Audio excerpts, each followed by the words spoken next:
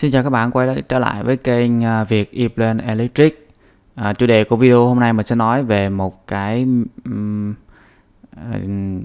nội dung mà cũng không còn mới nữa, thì đó là cái menu bar của phiên bản ePlan 2.9, và hiện giờ là chúng ta sẽ bật tắt trên ePlan 2022 bằng cách nào? Thì thứ nhất là cái cách dễ nhất là chúng ta bấm vào đây, sau đó chúng ta bấm vào Show Menu Bar thì chúng ta sẽ thấy được cái menu bar của ePlan 2.9 nằm ở đây.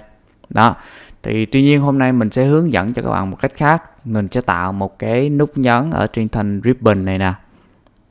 Đó. Thì khi chúng ta bấm vào thì nó cũng sẽ hiện lên cái menu bar giống như là cái phiên bản ePlan 2.9. Ok, thì cái video này nó cũng sẽ liên quan tới một cái bài mà mình đã hướng dẫn trước đây. Đó là cái chủ đề và workspace customize ribbon, thì các bạn có thể xem ở đây ha. Rồi bây giờ mình vào nội dung chi tiết. Rồi đầu tiên các bạn click chuột phải lên trên này, các bạn chọn là customize ribbon. Rồi ok, ví dụ như chúng ta tạo một cái nút trong cái group cái ribbon, cái tab view này đi, đúng chưa? Thì ở đây mình sẽ chọn là view. Đó. Rồi các bạn chọn một cái command group nào đó, ví dụ như là grid. Cái này thì có thể là các bạn nó sẽ không, cái này là mình tạo ra nè, user define, thì nó sẽ không giống như các của các bạn đâu. Thì các bạn có thể chọn ở bất kỳ một cái group nào, hoặc là các bạn có thể tạo new ở đây. Rồi thì sau đó các bạn chọn một cái lệnh bất kỳ ở phần action, các bạn chọn action nha. Các bạn chọn một cái lệnh bất kỳ, sau các bạn bấm cái phím mũi tên này nè.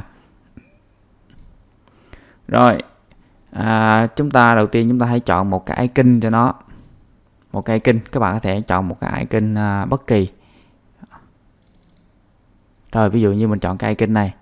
Rồi cái display name có nghĩa là tên hiển thị, bạn có thể gõ vào là show menu bar, show ePlan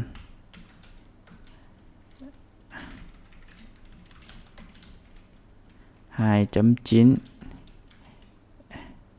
menu bar.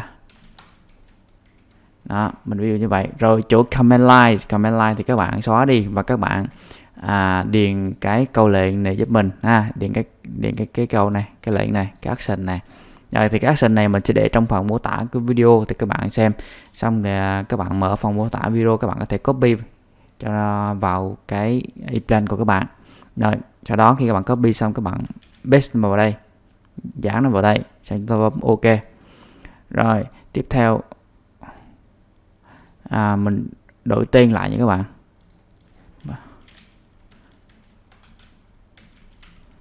So ePlan 2.9 menu bar ok. Đó thì mình đã đổi tên được rồi các bạn. Sau đó chúng ta bấm ok ha. Thì lúc này các bạn vào cái tab view, các bạn sẽ thấy là cái nút là Show ePlan 2.9 menu bar, thì các bạn có thể bấm vào đây. Các bạn bấm ẩn hiện ở đây, hoặc là các bạn bấm lại như cách cũ cũng đều được.